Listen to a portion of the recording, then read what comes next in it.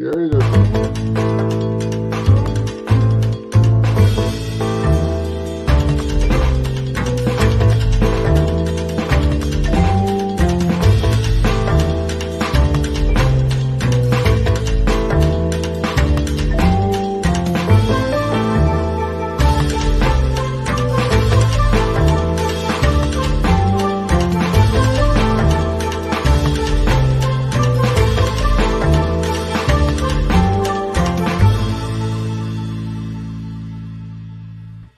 If you have not become a patron of the Geocache Talk Network, what are you waiting for? Patron levels start as low as a Bison Tube level at $3 a month. To sign up is easy. Simply go to the Geocache Talk website and click on the Become a Patron button, or go to patreon.com/Geocache Talk. Patrons now get the famous Blackout coin, invites to special events, and other really great items throughout the year. Become a patron today. Have you subscribed to FTF Magazine yet? FTF Magazine is the #1 geocaching magazine available. It is a quarterly magazine that you can be part of. Submit your geocaching milestones and adventures to be published. FTF Magazine is also interactive with puzzles to solve and a hunt to find Spartacus. If you can solve the puzzle or find Spartacus, then you will be entered in to win a special pack tag. Every new subscription, you will receive a special swag pack. Subscribing is easy. Just visit FTF's website, ftfgeo.com. Don't miss out and subscribe today. Hello. It's time for Puzzle Talk, the geocaching puzzle podcast brought to you by the Geocache Talk Network. And here are your hosts, me and Tom Brotherman, with special guest co-host Pizza Ninja. Good evening, gentlemen. Howdy, howdy. You're the man. Yeah. You got to learn where to point. Yeah, Tom, that's a lot of pressure on the Puzzle Talk pointing. I mean, you guys set the bar pretty darn high. You got to get on it. Just a quick announcement that Charles is no longer with the show tonight. He's traveling, so I'm set up for a non. He's on the road, so he couldn't make it. So, but it worked out perfect because Pizza Ninja has some skills and also has some puzzles that we're going to talk about tonight. So this will be really cool because I really want to go through his. So real quick, Brad was first to comment FTC. So thanks for being there. Yep. Darren has confirmed Wednesday is a thing. So thanks, Darren, for being along. And then SOKR KX. Am I reading that right? They're in Missouri. I'm sure there's probably a cool story about how she got SOKRKX, but anyway, we look forward to hearing about that someday. B&J Bish is here. Hello, also. She's on the other half of Brad's couch. That's funny. Both couch potatoes. It's dual couch potatoes tonight. Watching the show. So watching it separately together. They are watching separately together.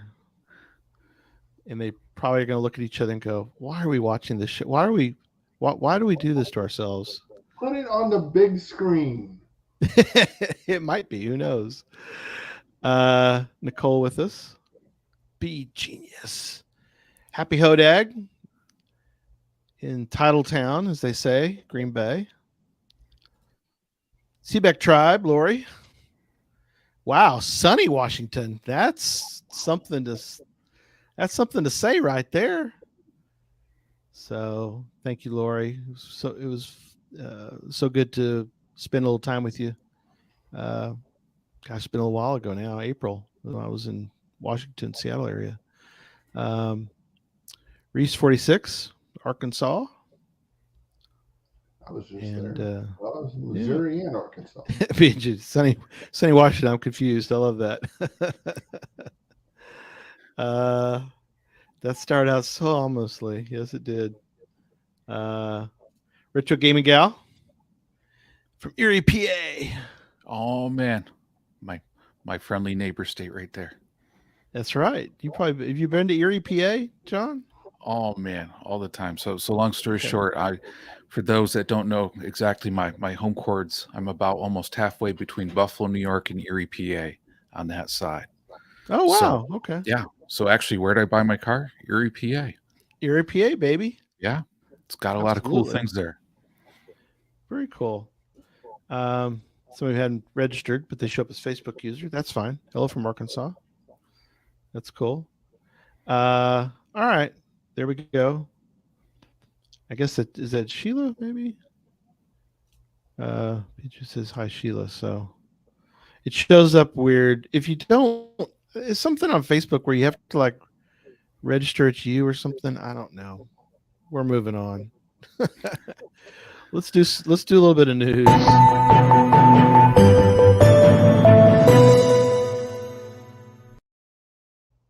So a couple things. I'll report back when I get back. But this weekend, our little Motley Cash and crew is going to Oklahoma City. We're going to do Infernal Device. I don't know if you're familiar. You got Tom. Have you ever done Infernal Device? No.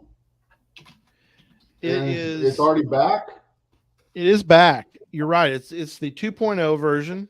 Hey, there's a cool book. God, it's thick as heck. Got that one. 501 geocaches to find before you die. The U.S. state version. So if I never find all of those, I'll never die. Is that what you're saying, Gary? That's the key. But you got to get close. Okay. So you want to find as many as you can without finding the 501st. Oh man, so the price is right. Find it, get as close as you can without going over. Going over, and you win. So anyway, I'll let you know. It is a haunted house, escape room, geocache, all wrapped into one big package, and it had to get moved. It's now the 2.0 version. So you don't have to set an appointment, but the person who owns it likes the fact if you let them know. So we let them know that we're going to be coming there on Saturday. So that'll be fun. And that's cool. Yeah, we're doing other stuff in OKC too. So I've got a whole list of caches and some other things we're doing. We're gonna go eat the world's first onion burger, not the actual burger, but the place that invented the onion burger. So it's an Oklahoma City. It's an Oklahoma thing. It's in El Reno, Oklahoma. So yeah, the onion burger. I've never had one of those. Burger probably got recycled a long time ago. Well, when Gary was first saying about the onion burger, the first one, I was like, is the first one still there and everybody still gets a bite out of it? Is it that popular? Yeah, no. The first establishment to create the onion burger. Okay. There's a cool story. We won't go into tonight, but basically, I'll go into it briefly, tiny little bit. But you can imagine during Great Depression times, if you're needing to extend the amount of hamburger you had, they added onion, because onion's fairly cheap item, and so there's more to the story. But anyway, that's the invention of the onion burger. So interesting. Yeah. So I'm sure there'll be some barbecue, and I don't know, John. We might try to dig up a pizza somewhere. I don't know if they sell pizza in Oklahoma, but I assume they do. Maybe they do. I just remember driving through Oklahoma once, and I just remember all the signs that said "Do not pick up inmates" and "Don't drive through smoke." But I don't really remember anything about pizza, to tell you the truth. So okay, how far is it from Oklahoma City to Des Moines? KC's done it, and he mentions about it's nice to have a little bit of a driveway. It has a little bit of a driveway, so it's not very big. You need to park in front of the house, so it's nice to let them know you're coming. So yeah, it's a nice courtesy. Yeah, look, Sooner or later you'll find a pizza. Okay. Yeah. Show yourself out. Oh man, best pizza joke of the show so far. I truly appreciate that one. That's good. That's good. Yeah. Appreciate that. Okay. So real quick, and then we're going to jump into the puzzles. Real quick update on Key 32. And I put a note in the Facebook group, but just to let everybody else know that's maybe listening, but hasn't heard or whatever about that. So Key 32 has gone missing, you could say. It's been found, but it hasn't been registered. So we're going, number one, they have to register it. We're not, because we need to keep track of who, what, when, where, and how. So it's on the key. You know how, there's a way to register if you know where on the key. So, so if it doesn't, it obviously will be pulled from the list, but we'll give them a little bit more time if they're traveling. And like some people said, if you do find a key, register it as soon as you can. It's easy to do, but we prefer people do it as fast as possible, as soon as possible, because that way we are notified, and then we will turn around and notify through Facebook where it was, what city it was found. We don't tell who it was. That's for our knowledge. And then that way people will know not to travel sometimes a long distance, which can happen. So there you go. So there's the answer to that question. So, oh no, we lost Tom. Oh man. Oh well, we'll soldier on. So anyway, so that's the thing about that. Somebody mentioned about what if that was the key that actually opened the vault. It's always possible. We don't know. We were not told. Go ahead. Yeah, could be. I was going to say, actually, I don't know. You don't know which key it is. No, we did that way on purpose. Stephanie knows, Chad's wife, but she's not going to tell you anything, or she isn't telling us anything either. So that was the point of that was sort of twofold. If I knew what the key was, I think it would affect maybe.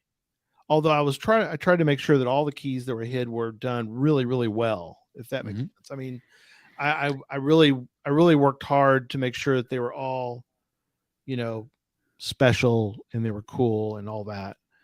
But not knowing made it, I guess the idea to me was that any of these are possible. So, I mean, that's always, the way I looked at it. So yeah, anyway, absolutely. Okay. So that is that. So, anything else news wise? Otherwise, we're just going to kind of jump right into tonight. Oh man, so we're in the new stage of the Wheel of Challenges. So people saw that one for sure. On that one, the geocaching.com Wheel of Challenges. Yes. So that is certainly out there at that point for anybody. So if you haven't checked, log in and check on that one with what the requirements are. Yep. On that side. So certainly that's new. On that note too, I mean, shoot, Gary, I mean, we're getting close to almost like a month away from Cache Fest, right? Yes, we are getting very close. Make sure you, I made this note for a couple places, but if you're coming to Cache Fest and if you haven't secured your reservation, or you have a reservation but you could give it up if you haven't paid anything, possible.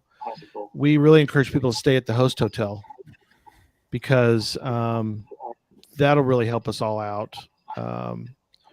We have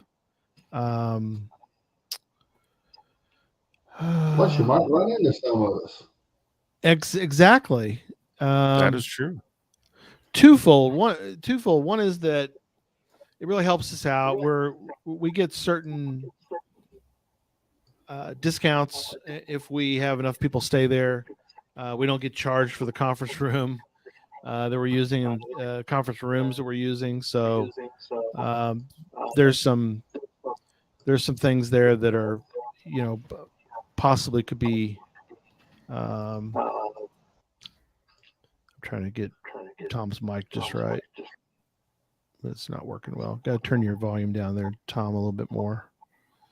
So anyway, if you would, sir. Yeah, if you can. Okay. So if you can, please stay at the host hotel. And if you stay at the host hotel, then you will really get a benefit in that there may be key clues given. It'll be given to everybody, but if you're there, you'll be first one to get the clues. So there you go. So oh man, so they'll have a leg up on everybody, right? They'll get a slight leg up, and so that could be the difference between finding a key and not finding a key. So yeah, and again, we have no clue what key. So no, the winning key could very well be one of those in Memphis. Who knows? Yep. Yeah, it is. It's going to be Party Central. Last year, I was just walking through the lobby, and a bunch of folks were working on the puzzles for Puzzle Academy. And I went ahead and stopped and talked to them for a few minutes.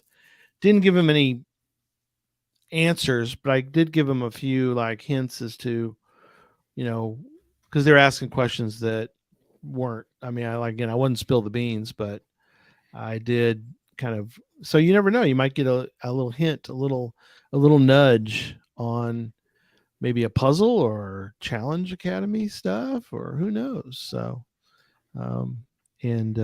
always stuff going on there during that time. So, all right. I'm going to turn over to you, John, and tell us a little bit about, let's start your first one, which was key number 6. Is that right?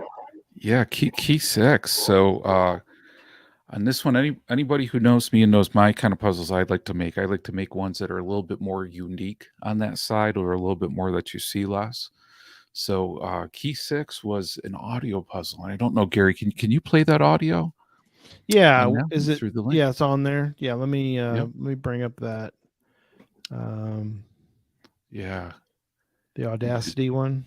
Yeah. And just wondering, I see some people in the chat on here. So I'm wondering, who may have solved key 6 on this one. So yeah, if you click on the key 6 puzzle, Gary, that'll bring it up.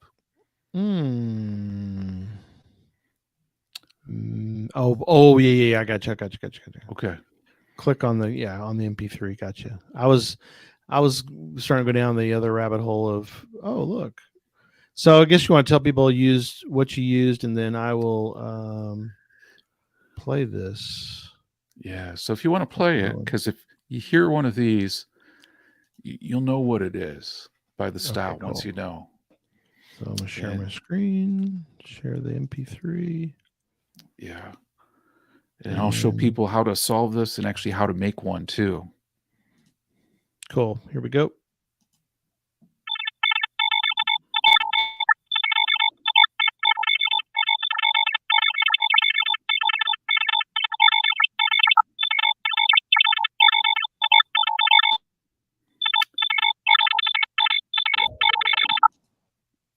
Yeah.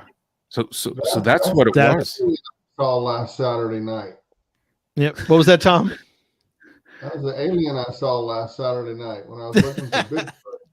Oh, right. Man. While searching for Bigfoot, you ran across an alien who played that very audio file for yeah. Okay, I got you. Okay. Yeah, and that's what it solves like. And a big shout out to B&J Bish for solving it, but just like it was a little bit of a distance. So on this one is actually what's called a spectrogram puzzle. So a spectrogram is really what you're doing is you're converting text into audio, or you can convert actually like graphics into audio as well too. And actually this one is actually pretty easy overall to actually do, believe it or not. Okay. I'm actually going to put the website where people can create one of these actually in the chat right now. And we'll include this in the show notes too on this side. But really, this is just a straight up and easy website where people can do it. So here's it in the chat. It's called Spectrotyper on that side.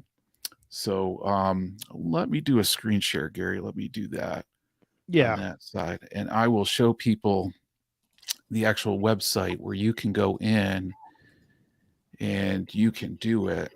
So let me bring it in. So on here, oh man, and thank you, Nicole. I appreciate that. I know when it's one of those, you do this for the first time, it's kind of like, it's so magical. You don't see anything like it. But this is a site, so Spectrotyper tone generator. And on here for the spectrogram, it tells you actually a little bit about it, how, it was actually used to put a face in a recording as well too. Oh, wow. So that is pretty cool. And actually from here, you can type in whatever text that you want in this box. Yeah. So I'll just write, this is the puzzle, right? And if you put it in there, you can actually download the WAV file just by clicking on that button. And that's all you had to do. So if you wanted to create one like this, you can just put whatever you want in that text file, download that WAV, and there you go. You have it. But let me actually show people, and I'm going to stop sharing that screen, and I'm going to share an application, and I'll actually show people, how it actually works to go through that one. Okay, cool. So let me bring that up, and then what I'll do is then I'll share my screen again from there.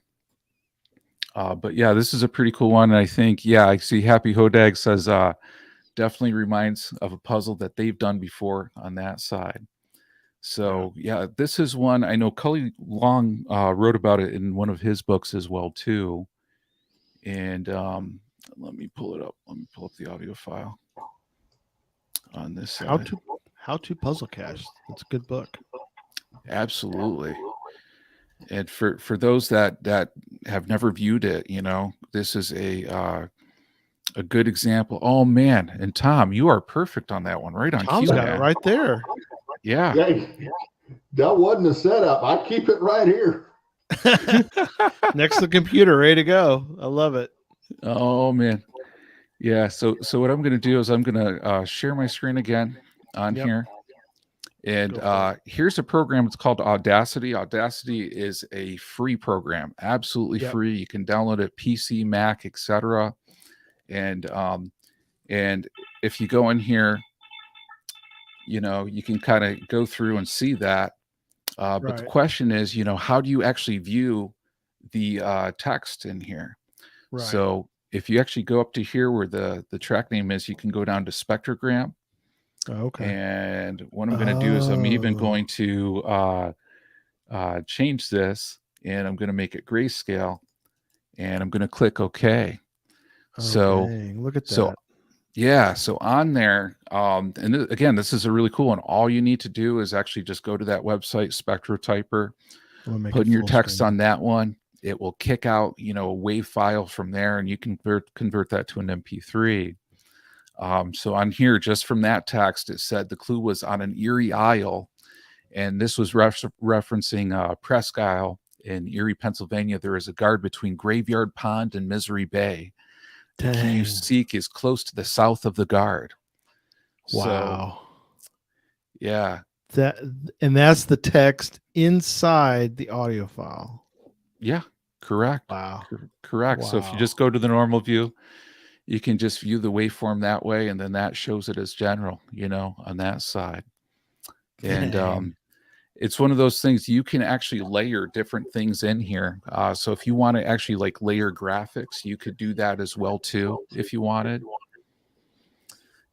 So I actually have a puzzle that's one of my caches that I use this for a cache where it was kind of about aliens, and I actually put an alien head in here.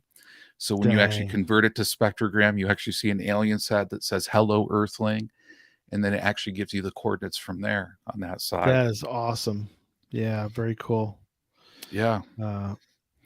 Hey, Tom, I'm gonna have you. It doesn't show up good yet. Your screen's It's in the messing with book. it. Is it in the book? There's something in the book It's for in the it? book. Okay. And I've read Oh, this cool. book, and I don't remember that. And I haven't seen one of these. So you guess Yeah. who's going to put one of these out? Yeah, Absolutely, absolutely. man. You know Tom's gonna be doing that now. That's Yeah, cool. I can write about how I was hunting for Bigfoot, and this alien came and tried to abduct me, but I had beer and I'll write some baloney story, and somehow include spectrogram in there or something, so they have some kind of clue where to go. Exactly. Yeah. You could do. Oh man, a lot of possibilities, but man, that I don't know if I could find that without somebody telling me what it was. Well, and that's the one I hit out in the wild. I called it like Are We Alone? And because kind of the search for extraterrestrial intelligence, they do a Right. very similar thing. So they get radio Sure. signals, they then convert the radio signals to spectrograms to then analyze them. Right. And so I told the story on that one, and I kind of really heavily hinted. Sure. But yeah, it's so interesting because when I went to publish it, the reviewer at first, Sapiens Trek at the time, if people The know, one you did, the actual geocache you did. Yeah, he reviewed it, and he goes, "You're going to have to tell me how do I solve this?" Wow. And I told him, and at first I can't remember. I think the comment back on this one was, "Well, do people need something that they have to pay for to decode it?" And I said, "No." I said, "Audacity is free. There's actually some Spectrogram mobile free. apps." Yeah. Yeah, and Nicole, that's so cool, on here, because I think. Oh wow, that's crazy. She stumbled upon it by accident. That's crazy. Yeah, that is awesome. That is cool. awesome on that side. So if anybody does do one of these, just to replicate it, you can use that SpectroTyper. Here's where you can check. What I do in Audacity is I convert it as an MP3 after the WAV file, so I do that step as well too. One of the other things I do as well too is I usually host it out of Google Drive, where you can share an audio file. So just like the one that Gary showed, that was just through Google Drive that you can share with everyone, and then everyone can access it that way. So that's a pretty easy way to put it up there. And then you just got to put the disclaimer on there for everybody that basically says, geocaching.com, this is an external link, but geocaching.com is not responsible, yada, yada, yada on that side. Yeah.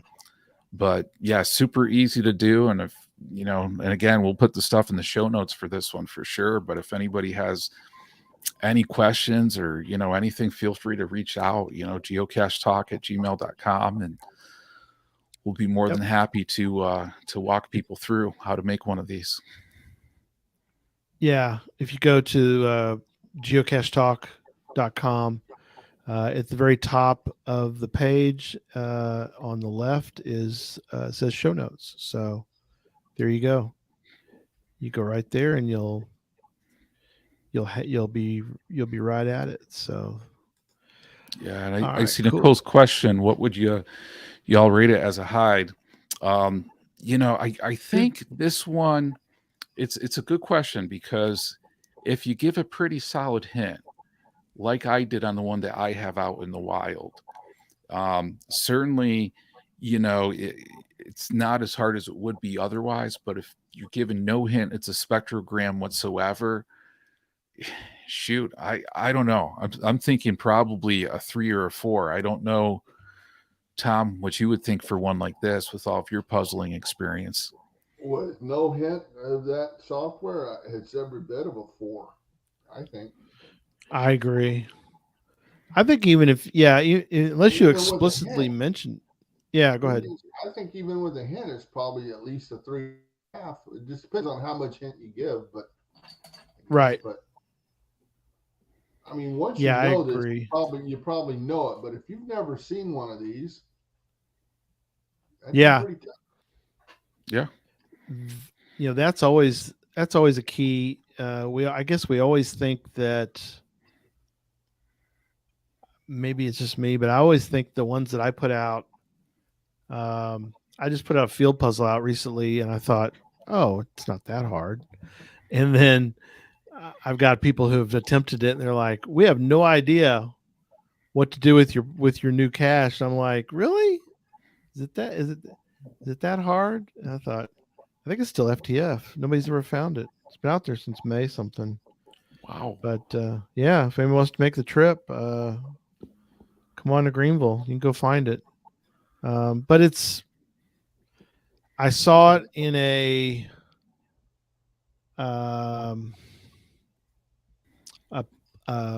Chris Ramsey had it in one of his recent puzzles, and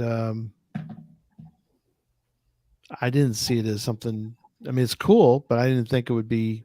But anyway, like you said, we always think that our puzzles are easier than they really are. I mean, that's Yeah, one way absolutely. to think about it. So, all right, cool. All right, You and ready go back to for? the, what would you Go ahead. go back to the what would you rate it as a hide thing again?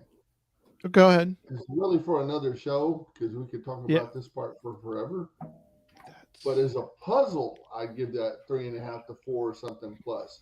But the hide itself, that's another story. So That's true. did you Yeah. make it LPC or did you put it 30 feet up in a tree or? Oh man, I should have actually.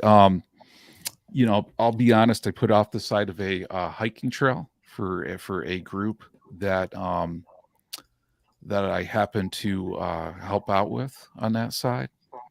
And actually, I'll share the screen too for the let me see, for the other one I actually have out there. So on this one, this is the cache that I have out there in the wild that uses this. So Oh yeah. so I actually rated the difficulty a 3.5 on here, 2 Okay. for the terrain. Right. And this is one, if somebody else wants to use this as an example, feel free to, because I mean, here's kind of the process where I go through and I talk about, you know, kind of the search for extraterrestrial intelligence, you know, converting, you know, radio signals, you know, etc. So anybody can feel free to kind of use this as a model if they want to on that side. And So the cache on this one, the GC is GC8, F is in Fizzy, A is in Altoid, 5, Y is in Yuma, like the Yuma Mega. So there you go. GC8, FA, 5Y, correct? Is that right? yeah, correct. And I put it in the chat too for everybody as well. Cool. Just helping out our audio listeners. Yeah, thank you, Gary. You bet. We have lots of audio listeners, which we appreciate. Thank you, audio listeners, for being there. Yeah, I'm not always good at it, but I like when I see in other people's puzzles where if it's a hard puzzle but an easy hide, they tell you the difficulty of each, or if it's the other way around, easy puzzle, hard hide, you know. Yeah, it's always tricky. Isn't the standard? Well, not that there's really a standard, but isn't the standard, Tom, to make the difficulty rating on the puzzle and the terrain on the location? Is that kind of, you don't have to, but I think that's kind of, but you know, kind of, people mess with it. Oh sure. So actual results will vary. Actual your mileage may differ. Yeah, that's an interesting one because I don't know. For me, it's like once you know different cache hiders and their styles and how they rate things, I mean, it just seems like that's, I don't know, that's such like an area or person style. How do they do that, you know? And there's another show. I mean, that's all, you know, I thought, hey, I know puzzles because I can knock out everybody in my area and stuff. And then you go on a trip to somewhere else and you find out I don't know, diddly. Right. Exactly. Yep. Yeah. All right. You get the wind knocked out of yourself for sure. Yeah. On to the next one. Okay. So on this one, we can go to Key 24. So Key 24, Gary, if you want to click on the Key 24 puzzle and Yep. bring that one up. This is another audio-based puzzle on here. Will do. And again, why, I like to do something different. And this one certainly seemed like something at face value for Key 24. Mm-hmm. Bringing it up. Yep. It's thinking about it. While I'm doing that too, Tom, you may have to unmute yourself once in a while. We got some audio. If you hear some audio stuff, we're working through it. So Tom if you'll mute and unmute yourself tonight, periodically, just to kind of keep the noise down if we can a little bit. We'll get the audio fixed a little better. Cheryl just took a class in sign language. I could get her to come in and sign for me. We're not that point yet, but man, we'll get it fixed. Go ahead. Tom, I may have to ask for your Cheryl's help sometime. I'd love to put out a sign language video letterbox hybrid cache sometime. I think that one would be really cool. I could easily get her to do that for you. That would be awesome. All right. Another audio one for you. You were like the audio dude. You ready for me to play it? Yeah, go for it, Gary. Here we go.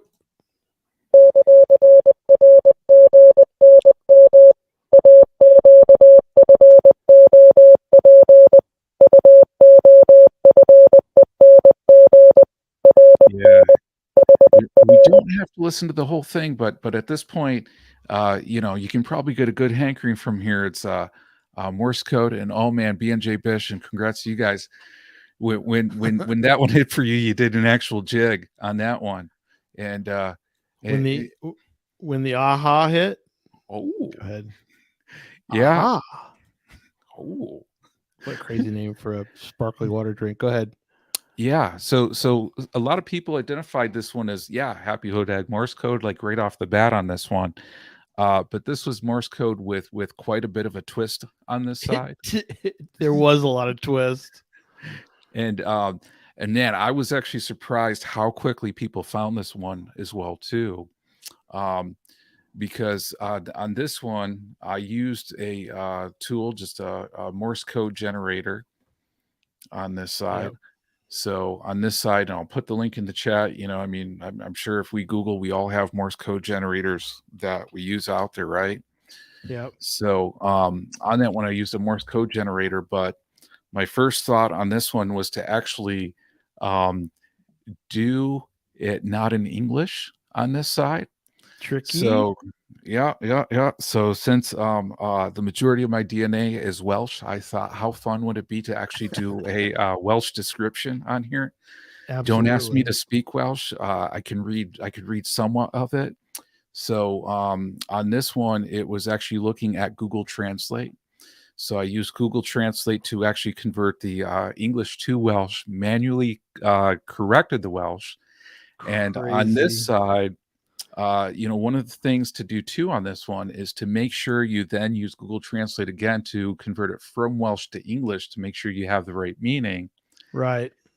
And on this one, it was then actually then converting the Welsh using that Morse code translator into Morse code. And then what I did going to Audacity again is I reversed the audio on this one as well too. So, oh my goodness. Yeah. That's insane. Yeah. It's insane. Yeah. So, congrats. I tip my hat to anybody who found this one and did it, because we all know we have Morse code decoder apps, right? But when you're doing that and it's coming off as in like backwards Morse code, it just seems like it's all gibberish from there. Right. But, in this sense, it's taking something that's classic Morse code and giving it a few layers to make it somewhere, even more interesting. And for those who are actually wondering where this one was hidden on here, this one was actually hidden, and I don't know if everybody recognizes that birdhouse right there, but that's actually a WV Tim cache. Oh, wow. In Martinsburg, West Virginia. And less than, I want to say, 6 feet from it was a pole. And right at the bottom of that pole was the key. Yeah. Dang. So there was quite a few people that visited that West Virginia Tim cache. Never saw it. The key was just feet away from them. And they didn't even know it was there. It was right there. They could have had it. They just weren't there. So yeah. I don't know. So Tom, I think you have to do it yourself, Tom. If you unmute yourself for a second, Tom. So I don't want to say he's evil, but that dude's evil. I was going to ask you about that because I'm thinking that is some layering of a puzzle. I mean, that's like uber layering. Like that onion like got some layers. Bloomin' onion. It is a bloomin' onion, or some other word that we can't say on this family-friendly show. But that's a good example though, because you take something and people go, "It's simple Morse code, easy peasy, right? You just decode it." No. Yeah, and this takes it to another level. And the thing for me is I was just blown away by the talent in the Cache Fest Memphis Vault Facebook group. Oh yeah. Because for people to figure that one out, it was just like, oh my God. And I'd love to hear from people how they figured it out. And that process they went through and where they had that aha moment, because I was thinking I could get the letters, but then I would have no clue that it's Welsh. I mean, Welsh words can be insanity. I mean, I'm sorry. I love the Welsh. I'm quite a bit Welsh, but if you look at a Welsh word, it can be some of the longest words in the world are Welsh. I mean, long words. Yeah. And I was trying to think, let me see if I still have the text on here too, the Welsh text to pull up. Go ahead, Tom. Is the Welsh like German where they put all the adjectives in front of a noun to name something? That's a good question. Yeah, so let me do a screen share. I'll share what the English is and then what the Welsh is on this one. Okay. So let me do this, and I'll share my screen, and people can get a little bit on here. Yeah, Dave, that's the thing. We knew we had such a talented group on here that that certainly, we added, but yeah, if you actually look at it, so here's the English and then here's the Welsh on that one. So full screen so we can see a little bit.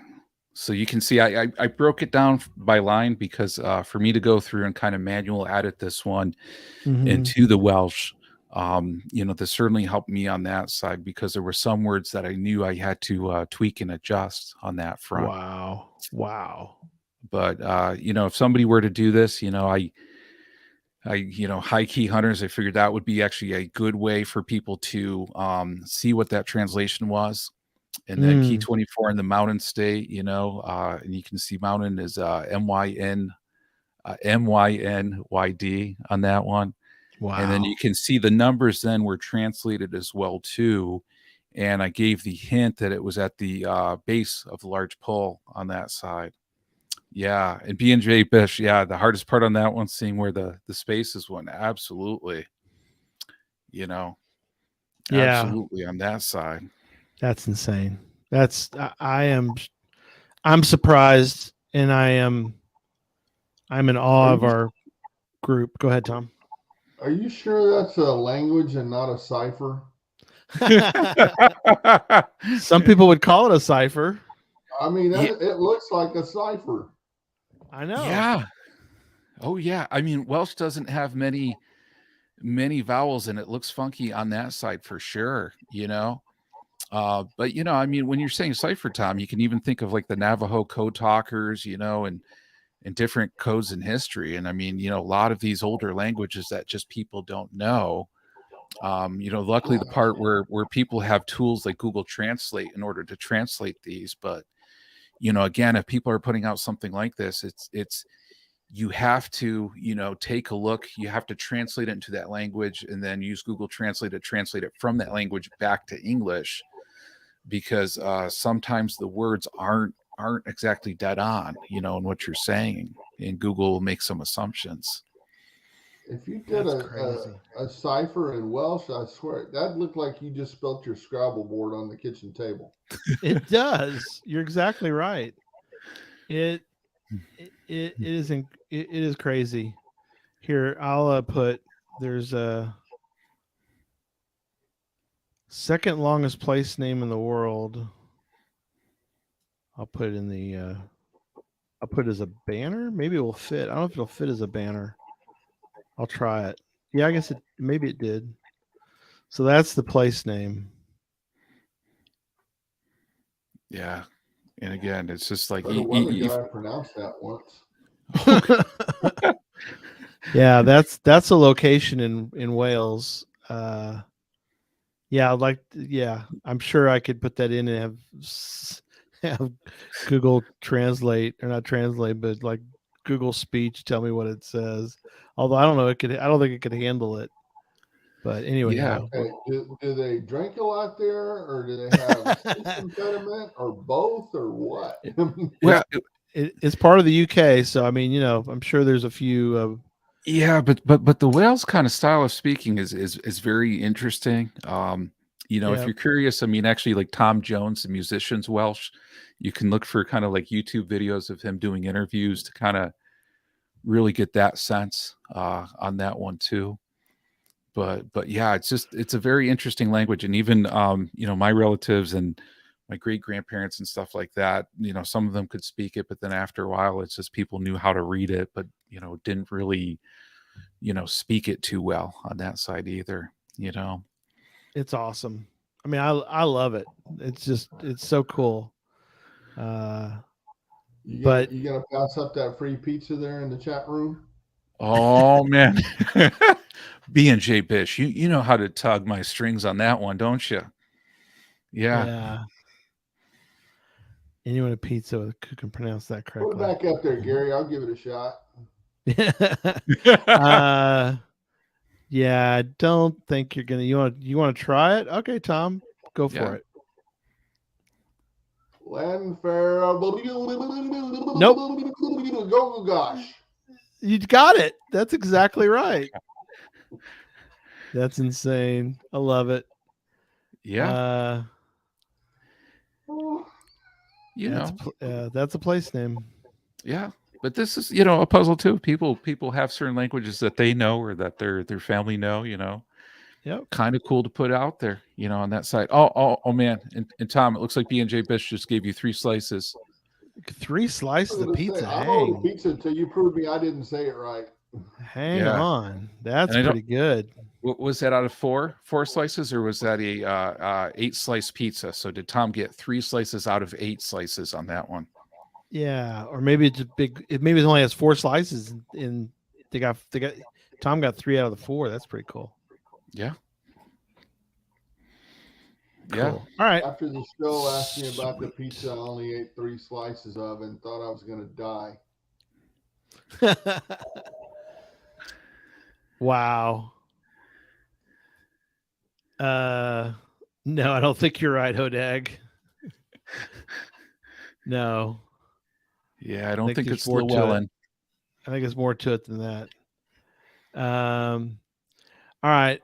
You got one more to talk about tonight, so let's make sure we get the next one in too. So talk about Key 25. Yeah, let's do Key 25. And I actually in here, Gary, I put the in the overlays the picture. So I don't know if you want to drive or I can put it up and let you talk about it. So I'm bringing it up now. So Key 25 Clue 1. Yeah, let me share that. Share screen. So definitely kind of show me where you want me to go on this puppy. Oh, okay. Actually, let's go to this one first. So on here, for key 25, we threw up a lamppost on here. Okay. So on here, and the person who found it, they definitely got it. So this was your way to actually confirm where it was hidden. Within the sense of how the puzzle was designed, the sense was you could use Google Street View to actually go through and confirm the location based upon this picture at the lamppost. So on this one, we were telling people, here's where it was on that side. And oh man, Judy, took forever to find the lamppost. Yeah, it's one of those things. We started broad, and then we, certainly, kind of like narrowed it in on that one for sure. But a big part on that one, then starting on the second clue on here, is basically giving the people the sense it's a distance puzzle, so it's right. how far it is away from things. And good thing my good friend Direwolf is not live on here, because he saw this, and we appreciate Direwolf's sense of humor because he's from Bloomington, Illinois on this one. And Direwolf, I have to ask for your forgiveness. It wasn't Charles who created this puzzle, it was me. So I know you kind of felt maybe it was Charles having some fun there, but it was me. So appreciate the good sense of humor there, my friend. How funny. But this one was certainly establishing at this point how far it is away from things. So we gave that first one that people could verify with Google Street View, how far it was away. And then going to key 3. And again, that was kind of giving the sense of how far away it was too. So looking at the Antipod map. So, and hiding that one, Gary, kind of bringing it up from there. There's a website, antipodsmap.com. So Gary, if you want to put in Winchester, Virginia, in that enter the country, city, or zip code. Winchester.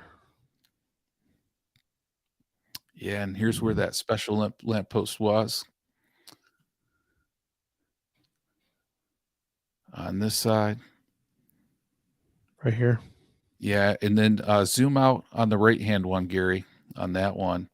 So you can see on that one where it translates to the other side of the world. So we were trying to give a sense on that one, like, again, distance, far away. It didn't really give exact location. Yeah, but just trying to take it from more general to specific. And the Antipod's location, you can use for getting coordinates on the other side of the world on that side. Right. So sometimes it works up where it's dead on land. Sometimes it doesn't on that front. Yep. Yeah. I used that on one of my, if you recall, when we did, I used the one that was in Hugo, Oklahoma.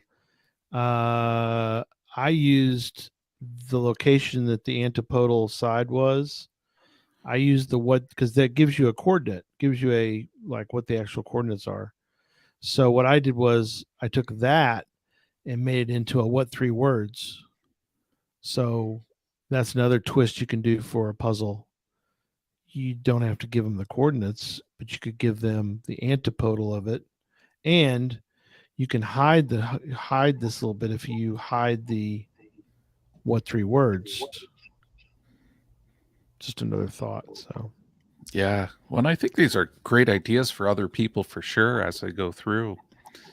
And then on here for key clue number 4 on here, we said how far it was away from the westernmost point of Africa.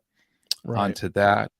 So the tool that we used to do that was just Google Maps. You can measure distance from Google Maps. The westernmost point of Africa actually is kind of intended to give a little bit of ambiguity because most people would assume it's on the mainland. Right. But it's actually a group of islands off the coast of Africa on that side. Right. So again, just kind of giving like a little bit more general. So I know there was some good chat in the Cache Fest Memphis group, just basically saying, are you sure it's the westernmost point of Africa? And then certainly when people look at Google Maps, it actually shows that on that side. Clever. Yep. Very clever. Yep. And then when people saw this one was, kind of really having a little bit of fun on here because for any Star Wars fan on that side, and oh man, yeah, Happy Hodak, that could be fun too. Maybe a tribute cache perhaps on that Sonny side. would not. Well, he would, but he's not going to be happy with you putting it in a lamppost. Okay. Well, I don't live in San Diego, so I think I'm okay. But this one was kind of a nod to Star Wars fans, this slide, because if anybody remembers the whole parsecs thing that Yep. with the Millennium Falcon, parsecs is not like speed wise, it's distance. It's distance. It's not time, but they had fun with it. Absolutely. In this one, you can actually find parsecs to miles converters. So from the closest Buc-ee's, which we didn't say which Buc-ee's, again, kind of That's just true. There's several. getting closer, hammering it down. We did that miles to parsecs converter on that one. And again, referencing the lamppost because, going back to that first picture, that was a way to verify and confirm things through Google Street View on that side, where it was. And and Clue 6 on here too. I figured because, trying to think of, is there a way to kind of focus the direction where people are going? So on this one, the idea was actually looking at PNC Park where the Pittsburgh Pirates play. Yeah. And, number one, if you're measuring a home run from there, they measure home runs from, the edge of the home plate. Right. But you also know if they hit a home run that it has to be within the foul poles. So this narrowed in the area, for people of what they needed to look at on that side as well too. How's it tie into Superman? Well, I was saying if Superman was taking batting practice because he would just need to hit a home run a modest 131.85 miles. And we were thinking on that one, we were just like, who else could hit a home run 131.85 miles away? Right. Right. Superman could do it.